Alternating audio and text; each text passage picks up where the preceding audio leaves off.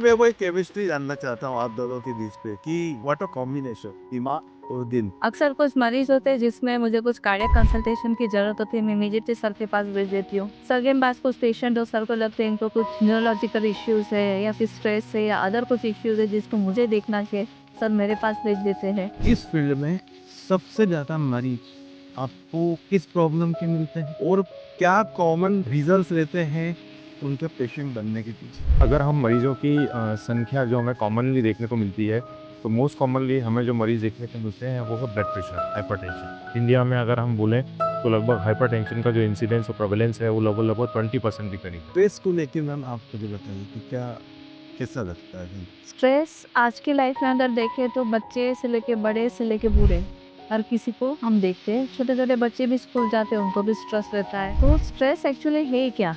Stress ये है कि जो सिचुएशन है और जो हमारी एक्सपेक्टेशन है उसका मिसमैच, जो हमसे एक्सपेक्ट किया गया है या हम खुद अपने आप से एक्सपेक्ट करते हैं या सामने वाले से एक्सपेक्ट करते हैं, वो एक्सपेक्टेशन और एग्जैक्ट सिचुएशन का जब भी मिसमैच होता है देन दैट क्रिएट्स स्ट्रेस। एक आइडियल लाइफ आफ्टर 40 क्या होनी चाहिए मेल और फीमेल दोनों, ताकि वो इन दोनों फील्ड की बीमारियों से थोड़ा सा अपने आप को सिक्योर करके चले?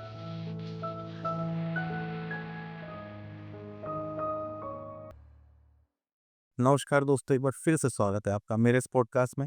आज हम दो डॉक्टरों के साथ चर्चा पे जा रहे हैं, जिसमें से एक डॉक्टर मस्तिष्क की जटिलताओं पे काम करते हैं और दूसरा आपकी धड़कनों का।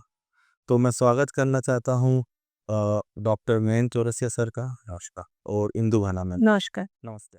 सो साथ में आपको मैं ये भी बताना चाहूँगा कि जो जिन दो डॉक्टरों की बात कर रहा हूँ वो हस्बैंड वाइफ आज हमारे साथ हैं।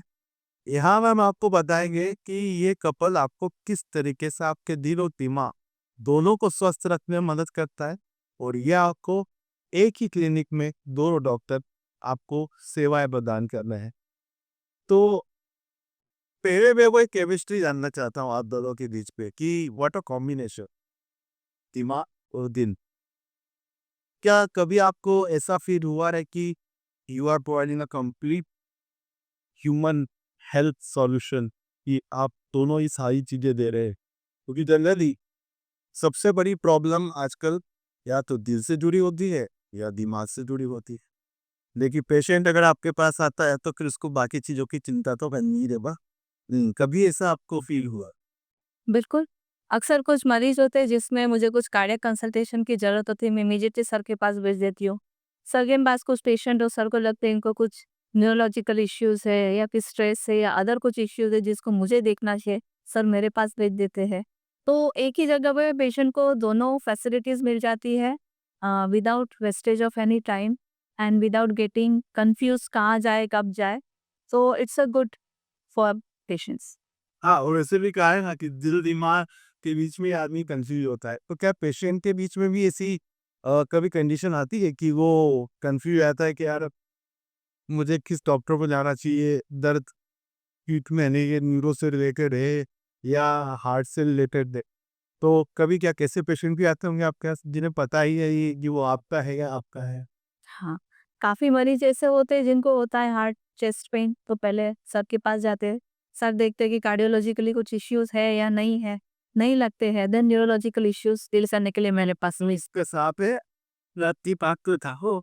और काफ़ी बार मेरे पेशेंट्स होते हैं जैसे सिंकोपी के बेहोश हो जाते हैं, तो उसमें हमें कार्डियक कॉज़ देखना होता है कि कुछ हार्ट की रिदम में गड़बड़ हुई है, इस वजह से फेंट हो गए हैं या अदर कोई इश्यूज़ है। बहुत सी बार ऐसा होता है कि स्ट्रोक हुआ होता है और स्ट्रोक का जो प्रमुखतः रीज़न होता है क्लॉट बनने का, वो हार्ट से ओरिजिन हो रहा है, जैसे एट्रियल फिब्रिलेशन है या फिर वाल्वुलर डिजीज़ है, तो फिर मुझे सर के पास भी रिफ़र करना पड़ता है। तो काफ़ी पेशेंट होते हैं जो हमारे क्रॉस कंसल्टेशन होती है। का काउंटेड तो कंफ्यूज हो जाता होगा। हाँ, तो किस तो उसमें एंड काउंट करो। आप अभी मैम वर्तमान में कौन-कौन से हॉस्पिटल से कनेक्टेड हैं? अभी मैं मैत्री कार्डियो न्यूरो सेंटर को संचालन करती हूँ। इसके अलावा मैं विशेष जुपिटर, वी1 हॉस्पिटल, एप्पल हॉस्पिटल और रॉबर्ट नर्सिंग होम के साथ जुड़ी हुई। दूसरा। मैं एमजीएम मेडिकल कॉलेज में असिस्टेंट प्रोफेसर हूँ। इसके अलावा मैं अपनी क्लिनिक का भी सेवाएँ देता हूँ। साथ में मैं एम्पल हॉस्पिटल और वी1 हॉस्पिटल में भी अपनी सेवाएँ देता हूँ। ओके। सो अब हम चलते हैं अपने पॉडकास्ट की तरफ और पूछते हैं वो सारे क्वेश्चन जिसके लिए हमने आने वाले गेस्ट को बुलाया है। आप दोनों का बहुत बहुत स्वागत है मेरे इस पॉडकास्ट में। तो स्टार्ट करते हैं। एक अजीब कॉम्बिनेशन है दिमाग और दिल। अभी तक दुनिया ने दिमाग और दिल के बारे में बहुत सारी चीज़ें समझी हैं, लेकिन इनके ट्रीटमेंट के बारे में आज हम बहुत इंटरेस्टिंग चीज़ें जानना चाह रहे हैं। तो सर, सबसे पहले मेरा प्रश्न आपसे यही होगा, क्योंकि आप हृदय का ध्यान रखते हैं, जिसे मेडिकल टर्म में हृदय बोलते हैं, वैसे तो दिल बोलते हैं।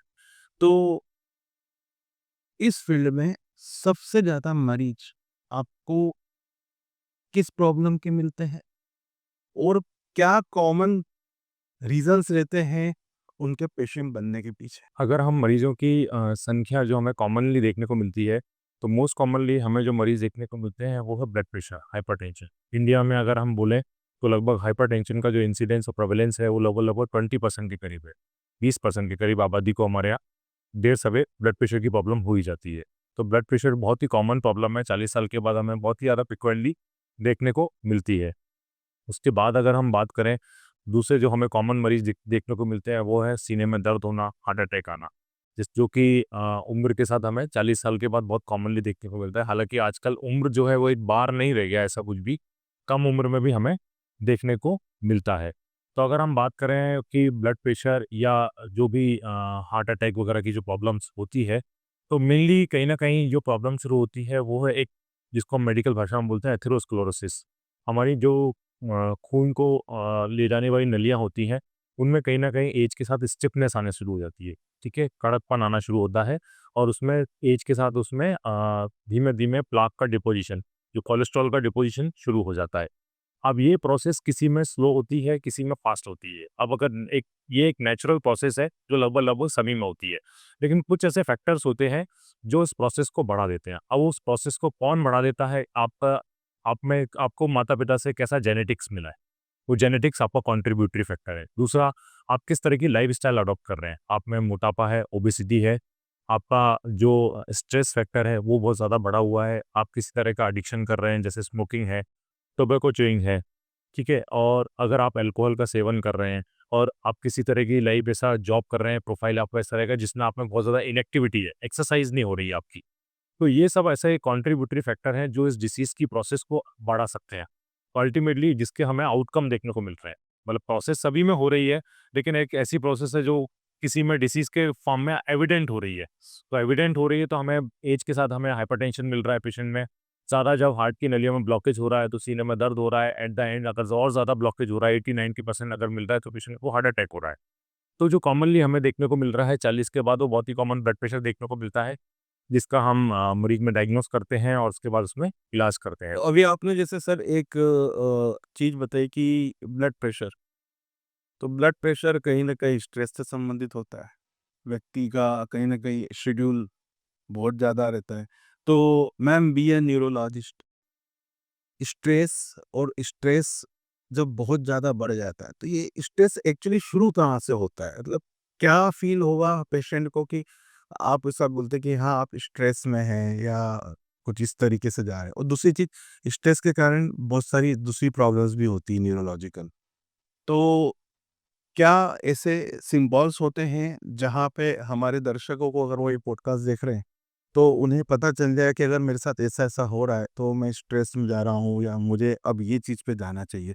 क्योंकि जब जैसे सर ने बताया कि कोई चीज़ें आ जाती है शरीर के अंदर, सिम्पटम जनरेट हो जाते हैं, वहाँ से पीछे ले जाना मेरे ख्याल से डिफ़िकल्ट होता है बॉडी को। लेकिन इनिशियल स्टेज पे, यानी कि अगर प्रॉब्लम दिमाग के लेवल पे ही ठीक कर दी जाए, तो दिल तक पहुँचेगी ही नहीं। तो स्ट्रेस को लेके मैम आप मुझे बताइए कि क्या कैसा लगता है एकदम? जी, बिल्कुल। स्ट्रेस आज की लाइफ में अगर देखें तो बच्चे से लेके बड़े से लेके बूढ़े, हर किसी को हम देखते हैं। छोटे-छोटे बच्चे भी स्कूल जाते हैं, उनको भी स्ट्रेस रहता है। जो अडल्ट है, काम कर रहे हैं, जॉब कर रहे हैं, उनको अपना स्ट्रेस रहता है। गृहिणियाँ हैं, उनका अपना स्ट्रेस है एंड ओल्ड एज लोग हैं, उनका अपना स्ट्रेस फैक्टर है। तो स्ट्रेस एक्चुअली है क्या? स्ट्रेस ये है कि जो सिचुएशन है और जो हमारी एक्सपेक्टेशन है, उसका मिसमैच, ठीक है ना? जो हमसे एक्सपेक्ट किया गया है या हम खुद अपने आप से एक्सपेक्ट करते हैं या सामने वाले से एक्सपेक्ट करते हैं, वो एक्सपेक्टेशन और एग्जैक्ट सिचुएशन का जब भी मिसमैच होता है, देन दैट क्रिएट्स स्ट्रेस। बहुत ईज़ी सैंपल लैंग्वेज में अगर हम समझते हैं तो। मतलब आपने जितने सरल शब्दों में समझा दिया, वाक़ई में दुनिया को ये चीज़ समझने में काफ़ी कॉम्प्लिकेशन होता है। ये बहुत सही चीज़ बोला कि एक्सपेक्टेशन क्या है और रियलिटी क्या है, इनमें जब मिसमैच आता है। अब ये हो रहा है, तो क्या पहली कंडीशन मिसमैच हुई तो स्ट्रेस में आ जाएगा या एक कंटिन्यूशन में, तो फिर उसको कैसा महसूस होता है जब वो स्ट्रेस में आता है? बिल्कुल, अपन बचपन से ही लेते। फॉर एग्ज़ाम्पल छोटे बच्चे स्कूल जा रहे हैं, टीचर ने डाँट दिया, तो तुरंत उनको लग गया टीचर ने डाँट दिया मुझे, मैं स्कूल नहीं जाऊँगा। ठीक है? तो ये उनका एक रिएक्शन आया। तो एज़ अ पेरेंट हमें समझाना था कि डाँट तो आपको बच्चे हमेशा पड़ेगी ही, बट डाँट आपके अच्छे के लिए है। क्यों? क्योंकि इससे ही आप चीज़ें लर्न करेंगे, सही दिशा में आगे बढ़ना सीखेंगे, सही डिसीज़न लेते बनेंगे। अगला टीचर अगर या अगला बंदा अगर आपको डाँट रहा है, आपको उसको रिएक्ट नहीं करना है। Because it is for your favour only. आपको उसे समझना है कि उससे आपको क्या फ़ायदा है। अगर कुछ आप गलत कर रहे हैं, जैसे आपने होमवर्क नहीं किया फॉर एग्ज़ाम्पल मेरे बच्चे ने आज होमवर्क नहीं किया, उसके टीचर ने डाँटा, शी फेल्ट बैड। तो इसमें बुरा नहीं लगाना है क्योंकि होमवर्क करना ज़रूरी है। क्यों करना है? टीचर ने बोला इसलिए नहीं करना है, इसलिए करना है क्योंकि होमवर्क इज़ अ प्रैक्टिस जो आपने सीखा है उसको घर में आपको दोहराना है एंड इससे आप ही का इम्प्रूवमेंट होगा। इन अ वे जब हम अडल्टहुड में भी जाते हैं, हमारे बॉस हमसे कुछ एक्सपेक्टेशन करते हैं, हमारी वाइफ हमसे कुछ एक्सपेक्टेशन करती है, पेरेंट्स कुछ करते हैं, ठीक है? या हम अपने आप से कुछ एक्सपेक्टेशन रखते हैं। वहाँ पे अगर फुलफिल नहीं होता है तो गैप क्यों है ये हमें समझना है। क्या गैप को फुलफिल करना ज़रूरी है या नहीं ये हमें समझना है। जैसे बॉस ने हमें काम दे दिया कि आपको ये काम मुझे 24 आवर में करके देना है, करेक्ट। ठीक है? अब आपको देखना है कि आप उसको बेस्ट तरीके से कैसे कर पाएँ, ठीक है? और आपका अपना 100% देना है, ठीक है? कहीं पे कुछ लूप होल्स हो तो उसके आपको रास्ते निकालने हैं, है ना? तो इससे क्या होगा, इससे आपने उस प्रॉब्लम को सॉल्व कर लिया, इससे आपका कॉन्फिडेंस बढ़ेगा, है ना? And you will step up to another ladder, ठीक है? तो ये इन अ वे आपका ही प्रोग्रेस करेगा। बट अगर आपने उसको लोड ले लिया, अरे मेरे से काम नहीं हो रहा है, मैं कैसे करूँगा, बॉस ऐसा है, बॉस वैसा है, तो इससे ना तो आपका ग्रोथ होगा, ठीक है? एंड सेकेंडरीली आप पे जो बॉडी में नेगेटिव एनर्जीज़ जनरेट हो रही है, नेगेटिव इमोशंस जो जनरेट हो रहे हैं, बिकॉज़ ऑफ दैट बॉडी में एक्चुअली केमिकल रिएक्शंस होते हैं। वो केमिकल रिएक्शंस में सिम्पैथेटिक सिस्टम जो है हमारा वो एक्टिवेट होता है। सिम्पैथेटिक सिस्टम जब एक्टिवेट होता है, तो ओवरऑल हमारा blood pressure, blood sugar level, heart rate level ये बढ़े हुए रहते हैं। अक्सर कुछ मैंने अपने फ्रेंड सर्कल में पाया गया है कि रेस्टिंग स्टेज में भी उनका ब्लड ब्लड प्रेशर तो हाई रहता है, बट हार्ट रेट भी हाई रहती है। मोर देन 100, 112 रहती है। तो ऐसा क्यों है? जब आप एट रेस्टिंग फेज़ है अपने घर में तो आपका pulse rate should be normal, मतलब एटलीस्ट 100 के अंदर तो होना ही चाहिए। ठीक है? If it is more than 100 तो कहीं न कहीं स्ट्रेस है। आप कुछ सोच रहे हैं, कुछ रिएक्ट कर रहे हैं, उसके रिएक्शन में कैटेकोलामाइन्स रिलीज़ हो रहे हैं और आपका पल्स रेट बढ़ रहा है। तो ये ओवरऑल अल्टीमेटली आपके हार्ट पे बर्डन डाल रहा है, आपके ब्लड वेसल्स पे बर्डन डाल रहा है और ब्लड प्रेशर शूट करेगा और आपकी हार्ट रेट शूट करेगी और आपको एथेरोस्क्लेरोसिस यानी जो सर ने बताया धमनियों में कड़कपन आएगा और ओवरऑल हार्ट अटैक, स्ट्रोक ये सारे इस फैक्टर्स पड़ते हैं। रंजित जी, मैं इसमें एक बात जोड़ना चाहता हूँ। अभी मैं रिसेंटली कहीं स्टडी पढ़ी थी, उसमें ऐसा बताया गया था कि जब एक स्टडी हुई थी एम्प्लॉइज़ पे, जो ऑफ़िस में जो काम करने जाते हैं, तो उनमें देखा गया कि जो ऑफ़िस में काम करते हैं, उनमें मंडे को सबसे ज़्यादा हार्ट अटैक आने की पॉसिबिलिटी रहती है। क्योंकि संडे के दिन उनको संडे के बाद तो मंडे के लिए जो उन्हें स्ट्रेस रहता है कि मंडे को ये सब काम करना है। तो उसके बाद डेटा देखा गया, तो इंडिया में भी स्टडी हुई प्लस अब्रॉड में भी स्टडी हुई, तो उसमें डेटा जो है वो सेम मिला। क्योंकि मंडे को जो हार्ट अटैक की जो संभावना है वो ज़्यादा होगी। तो स्ट्रेस एक ऐसी चीज़ है जो सबकी लाइफ में आना है और सबको अपने-अपने स्ट्रेस बस्टर, जिसको स्ट्रेस को रिलीव करने के तरीके खुद ढूँढना है, कि आप कैसे आप उस चीज़ को डील कर सकते हैं।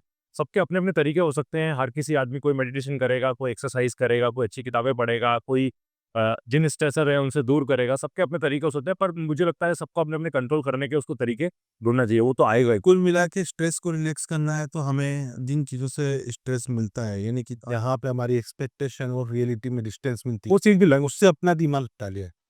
चाहे वो कहीं पे घूमने जाने को लेकर हो या फिर कोई मूवी देखने को लेकर हो या फिर फैमिली के साथ कहीं जाना है। तो मतलब कुल मिला सबसे पहले कि कोई प्रॉब्लम है अगर लाइफ में, तो आपको उसको फेस करना है, आपको उससे भागना नहीं है ना? इसको एस्केप मैकेनिज़्म बोलते हैं, जो अल्कोहलिक्स करते हैं। कोई लाइफ में प्रॉब्लम है, अल्कोहल ले लिया, कुछ देर के लिए लाइक रियलिटी से कट ऑफ हो गए, और that is not a way of escaping, it is मतलब way of dealing the problem, it is way of escaping for certain amount of time, कुछ घंटे तक आप उससे एस्केप हो गए। सो सही चीज़ तो ये है कि आपको उसको फेस करना है, उसको कैसे फेस करना है ये आपका लर्न है, that is the art of living which one everyone should learn, और ये लर्निंग सिंस चाइल्डहुड ही होनी चाहिए। क्या कोई ऐसा केस है जहाँ पे किसी पेशेंट को आप दोनों ने साथ में ट्रीट करा हो? Dear neurologist dear. बहुत सारे पेशेंट हैं जो कई बार हम जब साथ में प्रैक्टिस करते हैं तो बहुत सारे मरीज ऐसे हैं जिनमें कॉमन प्रॉब्लम्स होती है। कई बार मरीजों में जैसे अभी एक पेशेंट का हम बताते हैं कि पेशेंट था जिनको डिलीवरी के बाद पेरीपार्टम कार्डियोमायोपैथी, हार्ट का कमज़ोर हो गया। मीनवाइल उसके बाद में उनको स्ट्रोक भी हो गया। तो ऐसे केसेस रहते हैं जिसमें दोनों के इश्यूज़ रहते हैं। कई बार दोनों के कई बार हार्ट के अंदर कोई क्लॉट बन गया, क्लॉट बनने के बाद अगर वो डिसॉल्व इस तरह से डाइल्यूट होकर वो ब्रेन के अंदर चला गया, तो वो लकवा कर देगा। तो प्रॉब्लम हार्ट के अंदर भी थी, प्रॉब्लम उसकी वजह से ब्रेन में भी हो गई। तो ये बहुत कॉमन कंबाइन है। अल्टीमेटली हार्ट आपका पंप करता है, पंप करने के बाद कई बार कुछ हार्ट के अंदर ब्लड का क्लॉट बना, तो हमारी वो वेसल्स के थ्रू ब्रेन के अंदर चला जाता है। तो आपको हार्ट को भी डील करना है, आपको न्यूरोलॉजी के इश्यूज़ जो हो रहे हैं, स्ट्रोक हुआ है, लकवा हुआ है, उसको भी डील करना है। तो कई सारे ऐसे केसेस रहते हैं जिनमें कंबाइंड इश्यूज़ रहते हैं और कंबाइंड इश्यूज़ को डील करना पड़ता है। मतलब आपकी बातें सुन के मेरे को प्रॉब्लम एक जगह लगी कि ब्लड में क्लॉट नहीं होना चाहिए। हाँ, बिल्कुल। अगर ब्लड में क्लॉट हुआ तो वो जहाँ जाएगा तकलीफ तकलीफ देगा। अगर वो हाथ में जाएगा तो वहाँ गैंग्रीन करेगा, पैर में जाएगा तो गैंग्रीन करेगा, हाथों में चला गया तो हाथों की नसों में गैंग्रीन करेगा, ब्रेन में चला गया तो लकवा कर देगा। तो सर क्या कोई ऐसा टेस्ट होता है जिससे ये पता चले कि हमारे ब्लड में क्लॉट तो नहीं जम रहा है या जनरली ऐसा होता है कि नॉर्मल इंसानों में बॉडी में ऐसा ऑलरेडी प्रोटेक्टिव मैकेनिज़्म होता है कि इस तरह का क्लॉट नहीं बनता है किसी को। तो ये क्लॉट बनने की जो प्रोसेस होती है उसके अलग-अलग कारण होते हैं। जो प्रमुख तौर पे अगर हम ब्लड वेसल्स में अगर जो हम हार्ट की नलियों में बात कर रहे हैं, तो वो अल्टीमेटली मैंने बताया जो कोलेस्ट्रॉल डिपॉज़िट हो रहा है, कोलेस्ट्रॉल डिपॉज़िट होने के बाद उसकी वेसल के अंदर एक कैपिंग होती है, एक कवर टाइप की होती है। किसी न किसी बॉडी में स्ट्रेस हुआ या किस तरह का हार्मोन रिलीज़ हुआ, अल्टीमेटली वो कैप रिलीज़ हो गई। कैप रिलीज़ होने के बाद बॉडी में जो अंदर की नलियाँ हैं, उसके अंदर थ्रोम्बस बनना शुरू हो जाता है। तो वो एक नली के अंदर का थ्रोम्बस हो गया, जिसको हम बोलते हैं हार्ट अटैक आ गया। ये सेम प्रोसेस आपकी ब्रेन के अंदर हो रही है। ब्रेन के अंदर भी एथेरोस्क्लेरोसिस हो रही है, कैपिंग हो रही है, कोलेस्ट्रॉल डिपॉज़िट हो रहा है, अल्टीमेटली वो रप्चर हो गया, वहाँ थ्रोम्बस बन गया। और सेम प्रोसेस आपकी हो गई। दूसरा होता है कि आपकी जो बड़ी नलियाँ हैं, जो बड़े साइज़ की नलियाँ हैं, उनके अंदर भी ब्लड का क्लॉट बनता है। अगर कई बार हम हार्ट के अंदर भी ब्लड का क्लॉट देखते हैं। मोस्टली हार्ट के अंदर अगर ब्लड का क्लॉट बनने की जो प्रोसेस होती है, वो हमें तब देखने को मिलती है या तो मरीज़ को हार्ट अटैक आ जाए। हार्ट अटैक आने के बाद हार्ट की जो संकुचन है या कॉन्ट्रैक्शन है, वो इतने स्लो हो गए हैं कि वहाँ पे ब्लड का जो है प्रॉपर स्टैग्नेशन हो रहा है, ब्लड की रुकावट हो रही है। तो अल्टीमेटली जो रुका हुआ ब्लड होता है, वो जम जाता है। ये नेचुरल टेंडेंसी होती है। सही बात है। तो इसी तरह से हार्ट के अंदर होता है कि हार्ट के अंदर अगर कोई ब्लड का हार्ट का हमारा संकुचन कमजोर है, तो वो ब्लड वहाँ पे क्लॉट बन जाएगा। क्लॉट अगर हार्ट के संकुचन की वजह से कभी वो टूट सकता है। ठीक है? कई बार ऐसा होता है कि जो पैरों की नस होती है, उनके अंदर भी ब्लड का क्लॉट बन जाता है। मोस्टली नॉर्मली जो वॉकिंग टॉकिंग पेशेंट होते हैं, चलते-फिरते रहते हैं, उन लोगों में ऐसा नहीं होता है। रेयरली कभी देखने को मिलता है। जो मोस्ट कॉमनली होता है ऑर्थोपेडिक पेशेंट होते हैं। सर फ्रैक्चर हो गया, फ्रैक्चर होने के बाद बहुत लंबे समय तक बेड पे लेटे हुए हैं, इनएक्टिविटी है, तो ब्लड का स्टैग्नेशन हो गया। मैंने बोला जमा हो गया। जमा हो गया तो क्लॉट बन गया, क्लॉट बनने के बाद वो सारा का सारा ब्लड अल्टीमेटली ऊपर जा रहा है, तो वो क्लॉट को भी ऊपर ले जाता है। तो ऊपर ले जाने के बाद हमारे जो फेफड़े की नलियाँ हैं, कई बार उनमें जमा हो जाता है। तो जेनेटिकली जो कॉज़ होते हैं, जेनेटिकली कॉज़ जो जिन कई बार ऐसा होता है जेनेटिकली भी कुछ म्यूटेशंस होते हैं, उन म्यूटेशंस की वजह से भी ब्लड का क्लॉट बनता है और वो बहुत ही रेयर फिनोमेना होती है। मतलब आपको 1000 में किसी एक मरीज में आपको ऐसा देखने को मिलेगा या आपकी प्रैक्टिस में भी साल में 2 पेशेंट देखने को मिलेंगे, 1 या 2 पेशेंट। और जो मोस्ट कॉमनली जो कॉमन हो कारण होते हैं, वो हमारी सोसाइटी या हमारे को कोई डिसीज़ हो गई, उन सब के साथ जो एक कॉम्प्लिकेशंस हुआ, उस पार्ट ऑफ कॉम्प्लिकेशन में ज़्यादा वो होते हैं। अब अगला प्रश्न मेरा है कि आज की युवा पीढ़ी जो बाहर से किसी दूसरी सिटी में पढ़ने जाती है, तो बट ऑब्वियसली घर का खाना छूटता है और स्टडी और क्लासमेट और रूममेट्स के होते हुए रात की स्लीप छूटती है। मेडिकल साइंस में और हेल्दी लाइफ में हमने एक चीज़ ज़रूर जाना है कि डाइट और स्लीप ये 2 और वर्कआउट ये 3 लाइफ के ऐसे फैक्टर है, अगर इनमें बैलेंस नहीं बने तो काफ़ी प्रॉब्लम हो जाती। तो मैं यही जानना चाहता हूँ कि जो बच्चा बाहर से आज यहाँ पे आया, क्योंकि इंदौर में और कई सारी सिटियों में बहुत सारे ऐसे बच्चे हैं जो बाहर से पढ़ाई करने आते हैं। अगर वो बट ऑब्वियसली संगत के कारण स्मोकिंग, लिकर और ये सारी चीज़ें होती रात में ही जाता है, तो स्लीप वो भी नहीं हो पाता। तो अगर किसी बच्चे की प्रोफाइल इन तीनों चीज़ों से इफ़ेक्टेड है, स्मोकिंग, लिकर और फास्ट फूड, और एक्सरसाइज़ तो थोड़ी बहुत होगी तो होगी, अदरवाइज़ नहीं होगी। तो उनको बी अ कार्डियोलॉजिस्ट क्या-क्या प्रॉब्लम होने की संभावना, और बी अ न्यूरोलॉजिस्ट कौन-कौन सी प्रॉब्लम्स होने की संभावना है? मोस्ट कॉमनली ऐसे मरीजों में हम हार्ट अटैक बहुत कॉमन देखते हैं। और न्यूरोलॉजी में स्ट्रोक। स्ट्रोक। तो इन दोनों के कोई प्री सिम्पटम्स, जैसे आज के टाइम में स्टूडेंट्स भी देख रहे हैं, कई बार क्या होता है जब डर लगता है तो बच्चे सुधर जाते हैं। तो कोई ऐसे सिम्पटम्स जैसे स्मोकर्स को हम बोल दें कि ऐसे हाथ तो हाथ ऐसे काँपते रहते हैं, या कुछ ऐसी चीज़ें कि अगर उनको अंदर से ऐसा फ़ील हो रहा है तो एक बॉडी वार्निंग साइन दे रहा है। तो बी ए न्यूरोलॉजिस्ट, स्ट्रोक के टाइम पे बॉडी ऐसे कौन-कौन से अलार्म बजाती है? से स्ट्रोक कभी भी धीरे-धीरे नहीं होता है, ऑलवेज़ सडनली ही होता है। उसके जो इनिशियल सिम्पटम्स है जिससे स्ट्रोक को अर्ली पहचाना जा सकता है, वो हमें बी फास्ट के न्यूमोनिक से जानते हैं।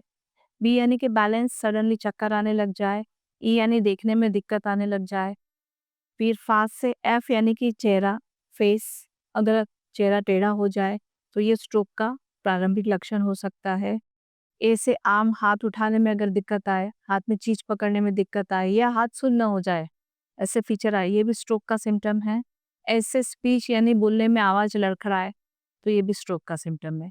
इनमें से अगर कोई भी सिम्टम हो तो T for time, it is an emergency, immediately nearest ऐसा हॉस्पिटल में आपको अप्रोच करना चाहिए। कम कम से कम एक सिटी स्कैन की फैसिलिटी हो, न्यूरोलॉजिस्ट अवेलेबल हो।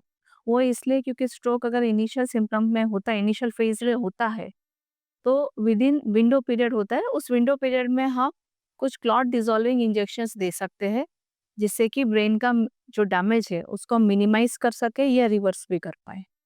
ओके।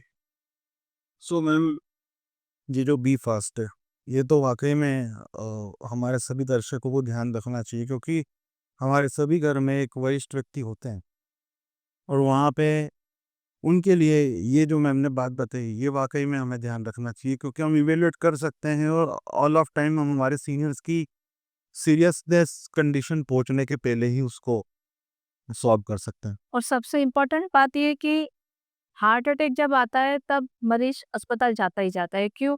क्योंकि तब दर्द होता है। स्ट्रोक में अनफॉर्च्युनेटली दर्द नहीं होता है। तो काफ़ी बार माइनर स्ट्रोक्स जो होते हैं जिसमें बहुत डेफिसिट ना हो या मरीज को समझ नहीं आए, तो काफ़ी बार मरीज अस्पताल जाता नहीं है, डॉक्टर के पास जाता नहीं है। ऐसा काफ़ी बुजुर्ग मरीज देखते हैं कि हाथ थोड़ा-सा उठ नहीं रहा है, थोड़ी-सी वीकनेस लगी, थोड़ा-सा चलने में दिक्कत आ रहा है। तो ना तो वो अपने किसी बच्चों को या और रिलेटिव को ये चीज़ डिस्कस करते हैं, या तो फिर डिस्कस करते तो इग्नोर कर दें, नियरेस्ट कोई डॉक्टर को दिखा देते, छोटी-मोटी दवाई दिलवा देते और चीज़ें मिस हो जाती है। तो मी पास्ट हमें जानना और समझना बहुत ज़रूरी है, जिससे कि स्ट्रोक को हम अर्ली आइडेंटिफाई करें और अर्ली ट्रीट कर पाएँ। मगर एक एक सबसे बड़ा कन्फ्यूजन ये भी रहता है कि आजकल तो जो इंस्टाग्राम और व्हाट्सएप यूनिवर्सिटी का जो ज्ञान है कि दर्द हो रहा है सीने में, मतलब कैसे, इस कारण से भी बहुत सारे लोग अवॉइड कर देता है। क्या कोई टाइप का दर्द है, या कोई पर्टिकुलर पैटर्न है,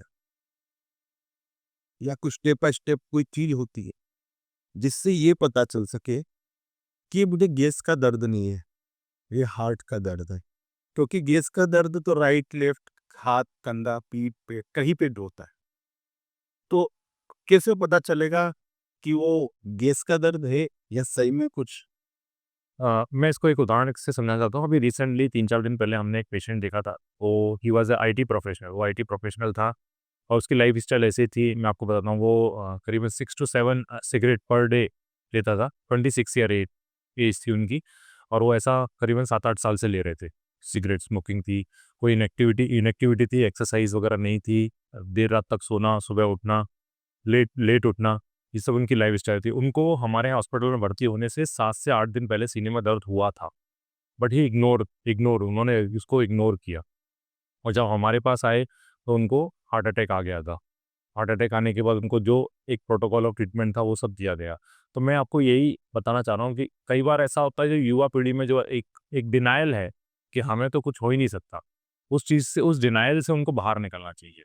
डिनायल अगर आप डिनायल में रहेंगे तो फिर आप कभी भी ये सब चीज़ों को प्रॉपरली मैनेज नहीं कर सकते, अपनी लाइफ को डिसिप्लिन नहीं कर सकते। मोस्टली हम जैसे आप कई बार एक बहुत सारा कॉमन सवाल आता है कि यंग लोगों में बहुत ज़्यादा हार्ट अटैक देखने को मिल रहा है, इस तरह से हो रहा है। तो मैं आपको बताना चाहता हूँ, हम अभी प्रैक्टिस में देखते हैं तो 10 में से 9 लोग जो होते हैं, जो यंग पेशेंट आते हैं, उनमें कोई ना कोई रिस्क फैक्टर ज़रूर होता है, जिसकी वजह से उनको हो रहा है। ऐसा बहुत ही कम देखने को मिलता है कि पेशेंट को हार्ट अटैक हुआ 40 साल से कम उम्र में और उसमें कोई भी रिस्क फैक्टर नहीं है। ना वो स्मोकिंग करता हो, ना उसकी लाइफ़स्टाइल खराब हो, ना उसको स्ट्रेस हो, तब ऐसा आने की हार्ट अटैक आने की चांसेस ना के बराबर है। मेजॉरिटी केस में हमें तम्बाकू खाना, टोबैको च्यूइंग और स्मोकिंग, ये 10 में से 8 लोगों में कॉमनली देखने को मिलता है। हमारी सोच से लोगों को लगता है कि हम स्मोकिंग कर रहे हैं तो ज़्यादा से ज़्यादा क्या होगा, हमें लंग्स की प्रॉब्लम हो जाएगी, थोड़ा बहुत खांसी होगी, थोड़ी बहुत ब्रोंकाइटिस हो जाएगा। पर उनको ये समझ नहीं आता कि ये आपकी एथेरोस्क्लेरोसिस की जो प्रोसेस है, उसको स्पीड अप कर रहा है और अल्टीमेटली आपकी नलियों में जल्दी ब्लॉकेज क डेवलप कर रहा है और आपको हार्ट अटैक आ रहा है। तो ऐसे पेशेंट में हमें नली में ब्लॉकेज भी, डिसीज़ भी, जब उनका एंजियोग्राफी करके देखते हैं तो हमें डिसीज़ भी मिलती है, कोलेस्ट्रॉल का प्लाक भी मिलता है और जिसको बोलते हैं ब्लड का क्लॉट, हैवी ब्लड का क्लॉट बर्डन नहीं देखने को मिलते हैं ऐसे पेशेंट्स पे। तो ये एक इम्पॉर्टेंट चीज़ है जो आप लोगों को समझ रही, यंग लाइफ में अगर आपको एक्सरसाइज करना, किसी भी तरह एडिक्शन से दूर रहना और एक डिसिप्लिन लाइफ जीना, आप अपने आप को बीमारी से बचा सकते हैं। दूसरा इम्पॉर्टेंट चीज़ आपने बोला चेस्ट पेन के बारे में, तो मैं कह रहा हूँ कि दर्द जब भी आपको हो रहा है तो मोस्ट ऑफ टाइम हमारे यहाँ वही मैंने बोला डिनायल मोड है कि हमको तो बीमारी होगी नहीं, दर्द होगा तो एसिडिटी का ही दर्द होगा, हम कुछ ना कुछ होम बेस्ड रेमेडी ले लेंगे। तो अगर कोई भी, अगर आपको सीने में दर्द हो रहा है, चाहे कहीं भी हो रहा होगा, 30 मिनट्स में कि आपके लोकल ट्रीटमेंट लेने के बाद भी ठीक नहीं हो रहा है, तो सबसे ज़्यादा नियरेस्ट जो आपको जाके एक ईसीजी कराना चाहिए। ऑलमोस्ट ईसीजी हर जगह अवेलेबल है, डायग्नोस्टिक सेंटर पे भी अवेलेबल है, जो 50-100 रुपए का एक छोटा टेस्ट होता है। कई बार आप ईसीजी करते हैं तो ईसीजी में चेंजेस आते हैं, इनिशियल चेंजेस आपको पकड़ के डॉक्टर उसका प्राइमरी, आपका जब आपको डिसीज़ नहीं हो रही है या फुल ब्लोन अटैक नहीं आया है, उससे पहले आपको डायग्नोस कर सकता है, इलाज कर सकता है। तो मेजॉरिटी हमारे पास पेशेंट ऐसा होता है कि उनको हार्ट अटैक आ जाता है, 24 घंटे निकल जाते हैं, उसके बाद पेशेंट आते हैं हमारे पास जब उनका हार्ट अटैक पूरा इवॉल्व हो चुका है, ऐसा करके। तब भी वो डिनायल मोड में रहते हैं कि हमको तो गैस का दर्द हुआ था या हमें एसिडिटी का दर्द हुआ था। तो कोई भी ऐसा दर्द जो आपको 30 मिनट से ज़्यादा बना हुआ है और आपका लोकल एंटासिड वगैरह लेने से ठीक नहीं हो रहा, तो आपको हमेशा, चाहे रात के कितने भी बज रहे हों, आपको जाके नियरेस्ट जगह पर अपना एक ईसीजी तो कराना ही चाहिए कम से कम। दर्द एक ही जगह होना चाहिए। मतलब अगर मान लीजिए कि दर्द चेस्ट में होना चालू हुआ, अब थोड़ी देर बाद वो हाथ की तरफ जा रहा है, राइट हैंड चले गया, मूव कर रहा है, तो टेंशन वाली बात नहीं, ऐसा बिल्कुल भी नहीं है, एकदम गलत है। जो दिल का दर्द होता है, वो सीने में दर्द होता है और उसका रेडिएशन भी होता है। जो अगर आपका दिल का दर्द है, मोस्टली आपके सामने फ्रंट ऑफ द चेस्ट पे रहता है। अगर कई बार वो आपके राइट हैंड में भी जा सकता है, कई बार आपके लेफ्ट हैंड में भी जा सकता है, कई बार बैक में भी जा सकता है, अप टू जॉ तक जा सकता है और नीचे अम्बिलिकस तक जा सकता है। ये उसकी टेरिटरी रहती है, जिस टेरिटरी में वो रेडिएट कर सकता है। तो सबसे इम्पोर्टेंट है, ये आपका डोमेन नहीं है। मैं आपको, आप सिंपल सा रूल लगाइए कि अगर आपको पेन हो रहा है और 30 मिनट से ज़्यादा परसिस्ट कर रहा है, तो बेटर है कि आप एक ईसीजी तो कराइए लीजिए, वो ज़्यादा बेटर रहेगा। एटलीस्ट वो चीज़ आप डॉक्टर पे छोड़ दीजिए कि डॉक्टर उसको क्लिनिकली कैसे जज कर रहा है कि वो आपका पेन मस्कुलर पेन है या फिर आपका कार्डियक पेन है, उसके लिए आपको वो डॉक्टर पे डोमेन पे छोड़ दीजिए। लेकिन आपको अगर इतना याद रखना है कि अगर आपको पेन हो रहा है और वो जो ठीक नहीं हो रहा है, तो फिर आप नियरेस्ट डॉक्टर से कंसल्ट करिए। तो सर इसको थोड़ा-सा और हम आसान करते हैं। ईसीजी कराना 30 मिनट के बाद अब ज़रूरी है। तो जैसे ब्लड टेस्ट की और बीपी चेक करने की मशीन आती है, ऐसी पोर्टेबल कोई ईसीजी भी आती है? हाँ, ईसीजी मशीन, पोर्टेबल मशीन्स आती हैं। वो लोग अपने घर में रख सकते हैं। हाँ, लेकिन जैसे अगर बहुत सारे एप्पल की डिवाइसेज़ रहते हैं, उनके साथ भी लोगों की कुछ-कुछ ईसीजी की लीड्स प्रिंट आ जाती हैं।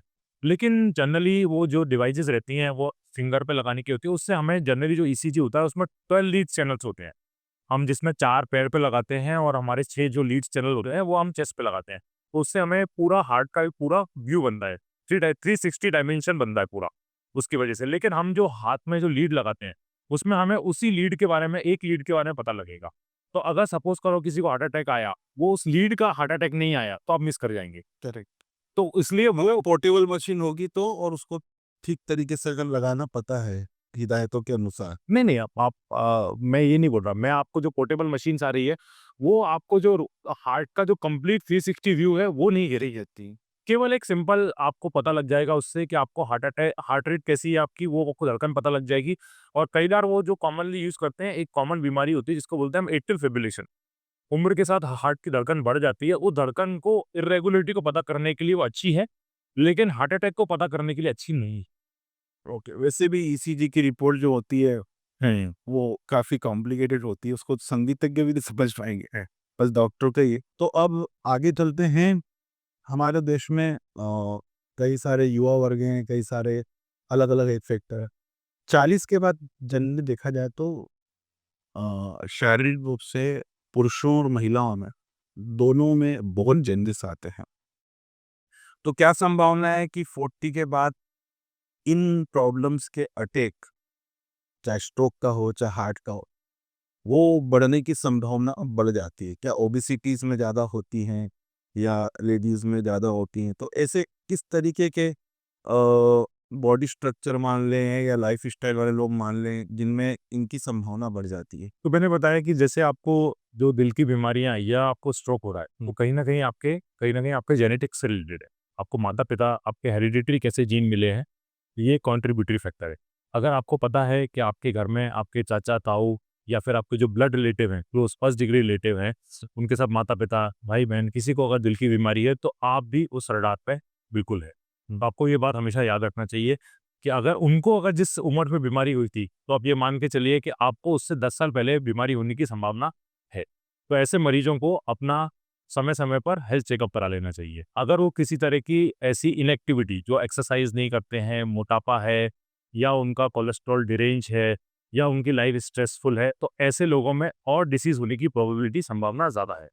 और न्यूरोलॉजिकल में?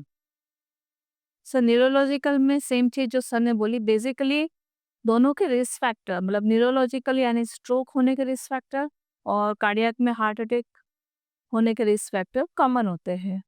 तो सिमिलर ब्लड टेस्ट दोनों के लिए लागू होता है। ज़्यादा क्या होता है? मतलब कार्डियक पेशेंट ज़्यादा आते हैं या स्ट्रोक वाले, लकवा वाले?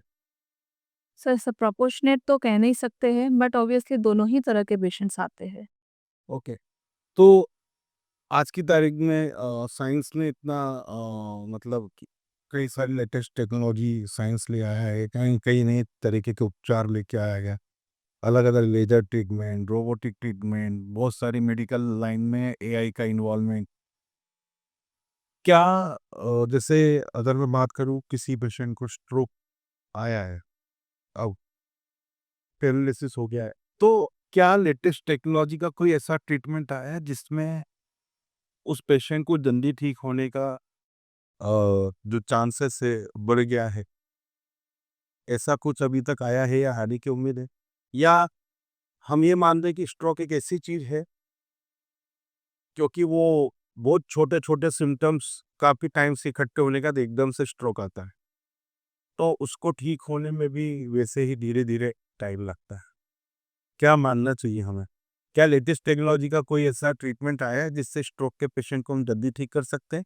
या हमें स्ट्रोक को इस तरीके से मानना चाहिए कि ये आ गया तो अब धीरे-धीरे ही ठीक होगा? सर स्ट्रोक का जो अगर आप इवैल्यूएशन देखते हैं, तो वो 3 चरण में होता है। एक तो hyper acute stage, acute phase और क्रोनिक फेज़। इन 3 फेज़ में हम लोग मरीज को ट्रीट करते हैं।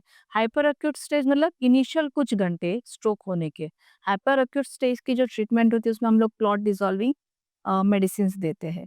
तो अभी तक तो एआई जो है वो इट इज़ प्रोग्रेसिंग ओनली। हो सकता है आने वाले टाइम में हम लोग जो क्लॉट्स बनते हैं उसकी क्वालिटी किस तरह का क्लॉट है, फाइब्रिन रिच क्लॉट है, प्लेटलेट रिच क्लॉट है, वो थोड़ा-सा उसकी हमें जानकारी मिले। उस हिसाब से क्लॉट डिसॉल्विंग जो हम इंजेक्शंस वगैरह देते हैं, उसकी पोटेंसी, उसका डोसेज वगैरह में चेंजेस आ सके। देन बहुत सी बार हमको मैकेनिकली क्लॉट को रिमूव करना पड़ता है वायर्स वगैरह डाल के। तो वो रिमूव करने में भी हमें एआई हेल्प कर सकता है। देन एक्यूट फेज़ में जब हम मरीज का ट्रीटमेंट कर रहे होते हैं, हमें कुछ parameters heart rate, blood pressure and all that ये हमको मैनेज करना होता है, ऑक्सीजनेशन, ठीक है, पोजीशन, रिहैबिलिटेशन। तो इन सब में भी एआई एक प्रोटोकॉल वाइज़ उसका मॉनिटरिंग वाइज़ हमें हेल्प कर सकता है। ये सारी चीज़ें अभी इवॉल्विंग है एंड वी आर होपिंग कि इसमें और आगे इवॉल्व और क्रोनिक स्टेज जो हम बोलते हैं जिसमें मेनली मरीज के लिए रिहैबिलिटेशन बहुत ज़्यादा है, पर्टिकुलरली फिजियोथेरेपी। तो we are very hopeful in that sense कि एआई उसमें हमें बहुत हेल्प करेगा, क्योंकि हर मरीज का अपना जब रिकवरी फेज होता है तो उसमें मसल्स में टोन, मसल्स में वीकनेस अलग अलग होती है। तो उसको अकॉर्डिंगली एसेस करके जो रोबोटिकली फिजियोथेरेपी के प्रोटोकॉल सेट किए जाते हैं, वी आर वेरी होपफुल कि उसमें एआई हमें काफी हेल्प करेगा। ओके। एक क्रिश सा क्वेश्चन मेरे से भी किसी ने पूछ लिया था, बट उस समय मैं जवाब नहीं दे पाया क्योंकि मुझे उसका कुछ लॉजिक पता नहीं था। जनरली लोग बोलते हैं कि ब्लड गाढ़ा है, कोलेस्ट्रॉल ज़्यादा है, तो व्यक्ति को डोनेट कर देना चाहिए, थोड़ा कम होगा और फिर वो हेल्दी चीज़ें खाए थोड़े दिन, तो शायद क्या पॉसिबल है कि इससे कोलेस्ट्रॉल डाउन, अगर और व्यक्ति ब्लड डोनेट कर देता है, किसी का कोलेस्ट्रॉल थोड़ा-सा बढ़ा हुआ है, 140 150 हो रहा है, और उसको डर लगा कि आगे क्लॉट ना जाए। बड़ा क्रिश क्वेश्चन है, किसी ने मुझसे ही पूछा था, मैं जवाब नहीं दे पाया क्योंकि उसने लगा कि आप हेल्थ इंडस्ट्री में 12 साल से काम कर रहे हैं, तो आप हमें इसका जवाब दें, क्योंकि आधे डॉक्टर आधे बनने में नहीं है, मैं नहीं दे सकता। आज मेरा प्रश्न आपके सामने इसलिए, मुझे एक समय में लगा था कि हो सकता है वो सही हो, कि भाई ब्लड अगर थोड़ा-सा निकाल लिया जाए, तो बाकी ब्लड भी तो उसकी जगह पे लेगा। बिल्कुल, बिल्कुल। अब ये नया ब्लड भी बनेगा, तो क्या इससे कोलेस्ट्रॉल की क्वांटिटी कम होने, क्योंकि अगर ऐसा होता है, तो वाक़ई में रक्तदान, जिसको गुप्तदान और महादान बोलते हैं, लोग उसको करना चालू कर देंगे, और अगर ऐसा नहीं है, तो कम से कम ये भ्रम टूटे लोगों का। ये जो आपने सवाल पूछा, ये कई बार हमसे भी मरीजों ने पूछा है कि ब्लड अगर गाढ़ा है तो हम थोड़ा-सा निकाल दें तो ठीक हो जाएगा। बट ये वैसा नहीं है।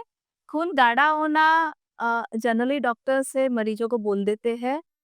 वो उनको उनकी लैंग्वेज में समझाने की कोशिश करते हैं, क्योंकि हम उनको बोलेंगे कि आपकी बॉडी में मेटाबॉलिक डिजीज़ है, कोलेस्ट्रॉल हाई है, एथेरोस्क्लेरोसिस हो गया है, तो ये उनके पल्ले नहीं पड़ेगा। तो मरीज को मरीज की भाषा में समझाना था कि आपका खून गाढ़ा हो गया है, इसलिए हम आपको खून पतला करने की दवाई दे रहे हैं एंड आपको कुछ लाइफस्टाइल मॉडिफिकेशन करने हैं। तो डॉक्टर कोशिश करते हैं मरीज को मरीज के लैंग्वेज में समझाए, बट उसे हमें लिटरली नहीं लेना चाहिए। खून गाढ़ा हो रहा है इसका मतलब ये नहीं कि आप डोनेट कर दोगे तो पतला हो जाएगा, और ना ही हम जिसे बोलते हैं ब्लड थिनर या खून पतला करने की दवाई, वो कोई खून पतला करती है। ऐसा कुछ नहीं होता है। बेसिकली ये जो बीमारी है, जो आज हमारा मेन टॉपिक है, मेनली हार्ट अटैक और स्ट्रोक, ये होता है is because of metabolic disease. आपकी बॉडी अगर मेटाबॉलिकली इल है, बीमार है, तो आपको ये दोनों ही बीमारी होने के रिस्क रहते हैं। तो met what is metabolic health? Metabolic health यानी कि आपके कोलेस्ट्रॉल्स कितने लेवल में हैं, आपका इंसुलिन कितना बॉडी में कम सिक्रीट होता है, इंसुलिन रेजिस्टेंस कितना है आपका, और आपकी ओवरऑल मसल परसेंटेज कितनी है बॉडी की, फैट परसेंटेज कितनी है बॉडी की, इन सब से ओवरऑल आपकी मेटाबॉलिक हेल्थ डिसाइड होती है। अगर आपकी एज 40 की है, बट अगर आपकी मेटाबॉलिक हेल्थ अच्छी नहीं है, तो हो सकता है आपका बॉडी एक्चुअली 40 का ना होके 50 ईयर के एज के जैसा है। और अगर आपकी मेटाबॉलिक हेल्थ अच्छी है, तो हो सकता है आपकी क्रोनोलॉजिकल एज 40 है, बट आपका बॉडी 30 या 32 की एज का है। तो दैट इज़ अ पॉसिबिलिटी। तो मतलब ये भी पॉसिबल है कि हम 50 की एज में भी हमारी बॉडी को 30 के हिसाब से मेंटेन कर सकते हैं। Definitely that is what we call preventive health, okay. है ना? और आज एक्चुअली जो मेडिकल साइंस है, अभी तक तो था क्यूरेटिव या फिर एक बार बीमारी होने के बाद उसको ठीक करने के उसमें, बट नाउ जो एरा आया है वो है प्रिवेंटिव हेल्थ का। मतलब हमें कुछ अपने लाइफस्टाइल मॉडिफिकेशन, हमें अपनी कुछ डाइट वगैरह इस तरह से चेंज करनी चाहिए, ताकि मेटाबॉलिक डिजीज स्टार्ट ना हो, और अगर स्टार्ट हो तो हम उसका प्रोग्रेशन रोक पाए या उसको हॉल्ट कर पाए। मैं अगला प्रश्न आपसे जानना चाहता हूँ कि आपने कार्डिक की ही जो है ये लाइन का सिलेक्शन क्यों किया? आप बचपन से चाहते थे कार्डियोलॉजिस्ट बनना, या समय ने किया कुछ ऐसा? बचपन से तो ऐसा कार्डियोलॉजी के बारे में मुझे कोई ऐसा कोई जानकारी नहीं थी इस तरह से, पर पहला ये ज़रूर मन में इच्छा थी कि हम डॉक्टर बनें। तो जब एमबीबीएस किया, उसके बाद जब पोस्ट ग्रेजुएशन करने की बारी आई, तो पोस्ट ग्रेजुएशन में मुझे थोड़ा सर्जिकल ब्रांचों से थोड़ा-सा मतलब इतना ज़्यादा पसंद नहीं था, तो मेडिसिन ब्रांच जो थी, वो थोड़ा पसंद थी मुझे। तो मैंने जब इंदौर में एमजी मेडिकल कॉलेज में मेडिसिन में एडमिशन लिया, दाखिला लिया, उसके बाद जो हमारे साथ में बहुत सारे लोग ऐसे जो हमारे गुरुजन थे, वो कार्डियोलॉजी में भी काम करते थे। तो उनके साथ जब कार्डियोलॉजी में काम किया तो फिर कार्डियोलॉजी के लिए थोड़ा फैसिनेशन बढ़ने गया, क्योंकि कार्डियोलॉजी में क्या होता है, कार्डियोलॉजी में ऐसा है कि आपको अगर आप प्रॉपरली डायग्नोस करें पेशेंट को और टाइमली ट्रीट करें तो आपको जो रिजल्ट मिलते हैं वो मैजिकल रिजल्ट मिलते हैं, मतलब पेशेंट को जो आपके पास पेशेंट बिल्कुल मरता हुआ आ रहा है, आप उसे एकदम से खड़ा कर देते हैं और उसको 2 दिन बाद डिस्चार्ज भी कर देते हैं। जो पेशेंट बिल्कुल मॉरिबॉन्ड हो रहा है, आपको लग रहा है कि आधा घंटा भी बचेगा कि नहीं बचेगा, और टाइमली और डायग्नोस करें और प्रॉपरली ट्रीट कर दें। तो जिस तरह से जो मैजिक होता है, वो मैजिक जो होता है वो आपको, वो हमें मुझे फैसिनेट किया कि ये ब्रांच ऐसी है जिसमें आप अगर अच्छे से अगर काम करें तो बहुत सारे लोगों की जान बचा सकते हैं। तो वहीं से फिर मेरे अंदर कार्डियोलॉजी में आगे पढ़ाई करने की इच्छा जागृत हुई। फिर मैंने आगे जाके डीएम किया कार्डियोलॉजी में। और फिर जनरली लोगों को लगता है कि खाड़ी की प्रॉब्लम हो गई तो एक ना एक दिन सर्जरी हो, तो ये डर बैठ ही जाता है लोगों को। लेकिन आप जो मिरेकल की बात कर रहे हैं, तो जिस तरह से अगर आप देखें कार्डियोलॉजी में, तो कार्डियोलॉजी में बहुत ज़्यादा एडवांसेस हुए हैं। लास्ट अगले 20-25 पिछले अगर हम 20-25 साल में देखें तो जितना एडवांसेस कार्डियोलॉजी में हुए हैं, शायद ही मुझे लगता है किसी और ब्रांच में इस तरह से एडवांसेस हुए हैं। जिस तरह से हार्डवेयर आए हैं, जिस तरह से टेक्नोलॉजी आई है कार्डियोलॉजी में सर्जरी करने के, तो अब भी जो पहले जो सर्जिकल कॉम्प्लिकेशंस होते थे, वो almost surgical complication less than 1% से भी कम रह गए हैं। तो वो एक तरह का जादू है, मेरे मिरेकल्स हैं। जो टेक्नोलॉजी आई है, स्टेंट टेक्नोलॉजी है, डिवाइस के डिप्लॉयमेंट की टेक्नोलॉजी है, तो उन सब के एडवांसमेंट की वजह से पेशेंट का मैनेजमेंट बहुत ईज़ी हो गया है। ओके। तो अभी तक हमने जो पूरा समझा कि हार्ट को लेकर किस तरीके से क्या-क्या चीज़ें होती हैं, स्ट्रेस का क्या योगदान होता है, स्मोकिंग लेकर का कितना बड़ा कंट्रीब्यूशन होता है, एज फैक्टर, ओबेसिटी। अब यही प्रश्न मैम मेरा आपसे भी है कि न्यूरोलॉजी ही क्यों? मतलब बड़ा जटिल है आपका टॉपिक, इतनी सारी वेन्स और हर हर जगह की अलग-अलग वेन्स, कोई तार किसी चीज़ से संबंधित है, कहीं का नर्व्स कहीं और इम्पैक्ट देता है। बड़ा कॉम्प्लिकेटेड है। तो आपने भी पहले से ही सोच रखा था या आपने इसकी भी कुछ अलग स्टोरी की? Why neurology? मैंने जब एमडी मेडिसिन किया उसके बाद सारे तरह के हम लोग पेशेंट्स देखते थे, बट उसमें न्यूरोलॉजी के जो पेशेंट थे, उनको ट्रीट करना, उनको इवैल्यूएट करना मुझे बड़ा अच्छा लगता था।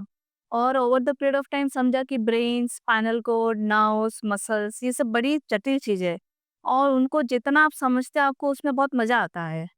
तो ओवरऑल न्यूरोलॉजी मुझे बड़ा इंटरेस्टिंग सब्जेक्ट लगा, तो मैंने इसे ही चूज़ किया। मैम मतलब न्यूरोलॉजी में न्यूरो आप एज़ अ न्यूरोलॉजिस्ट हैं, सर एज़ अ कार्डियोलॉजिस्ट हैं। अब एक और इम्पोर्टेंट क्वेश्चन कि डॉक्टर्स में जनरली 2 चीज़ें देखने को मिलती है।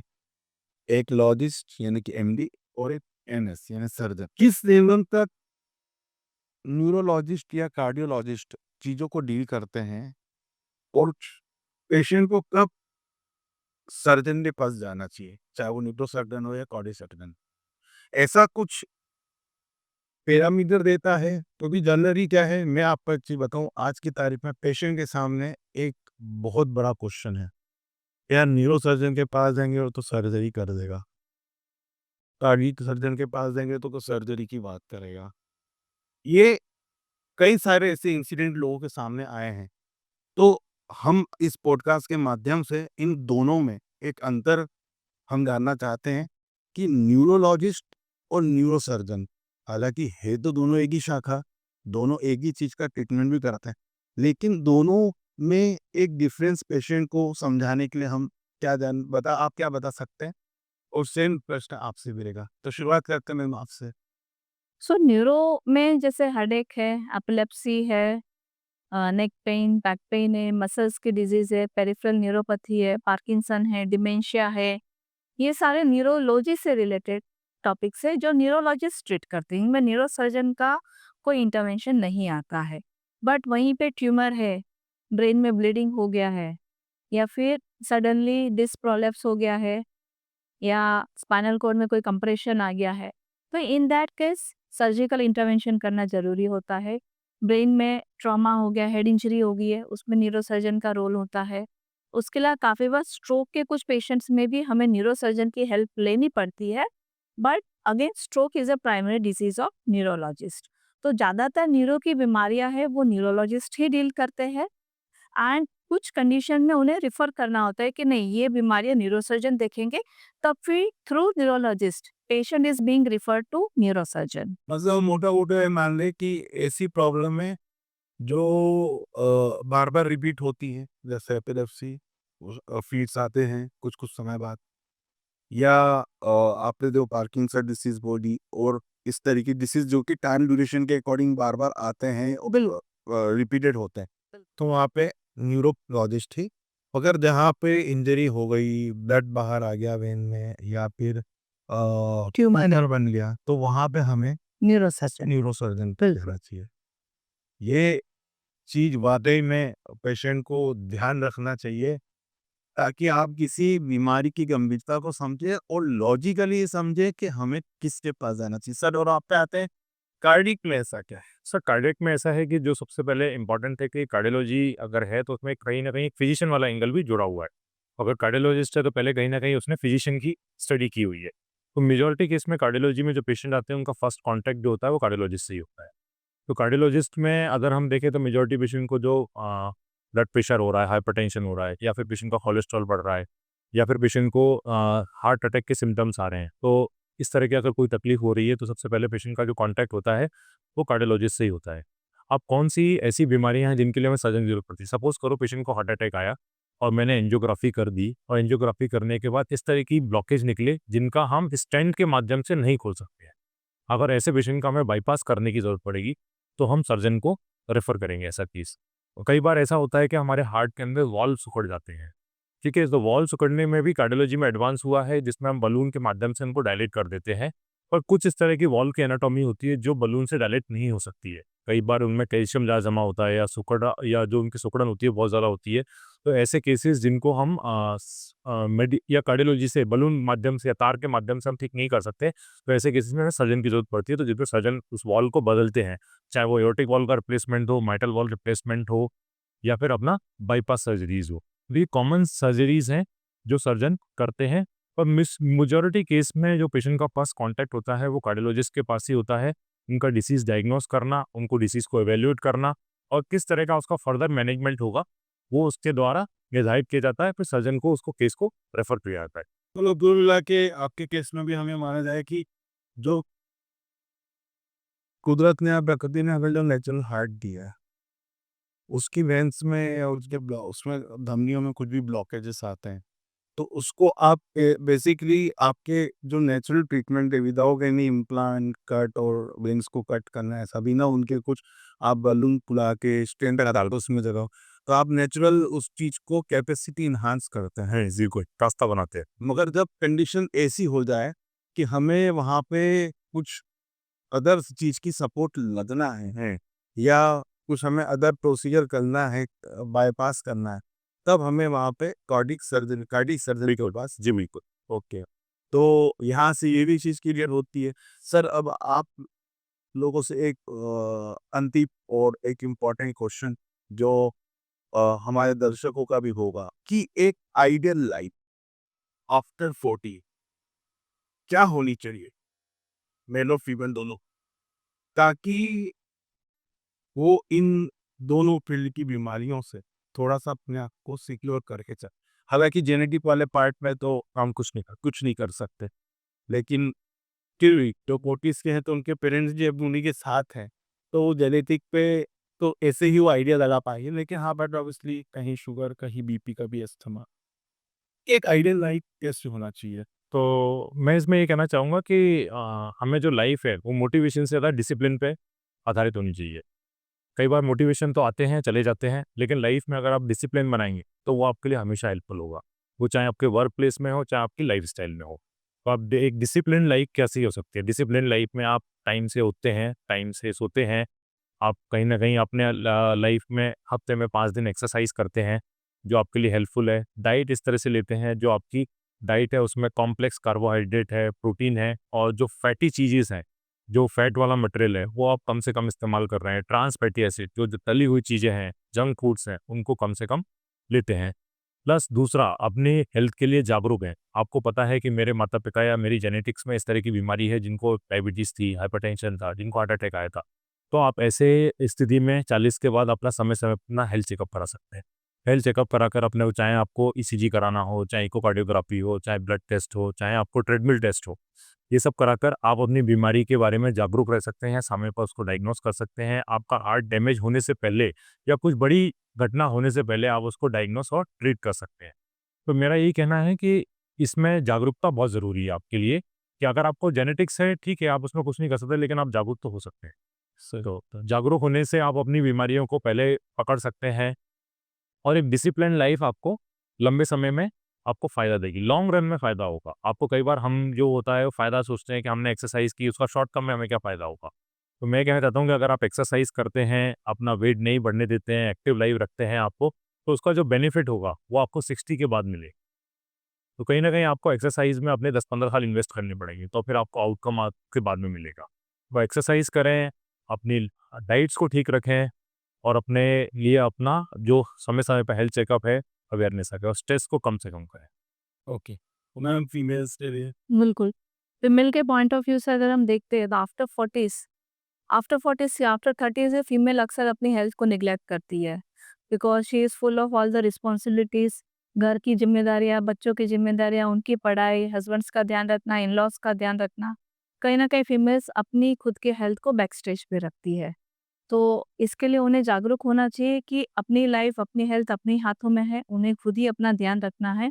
तो सेम चीज़ एक हेल्दी लाइफ़स्टाइल उन्हें भी अपनाना चाहिए। 7 से 8 घंटे की नींद बहुत ज़रूरी है। अक्सर फीमेल्स स्लीप डिप्राइव्ड पाई जाती है। मुश्किल से 5 घंटे सोती है, दिन में कभी आराम मिला तो सो लिए, नहीं तो नहीं सोते हैं।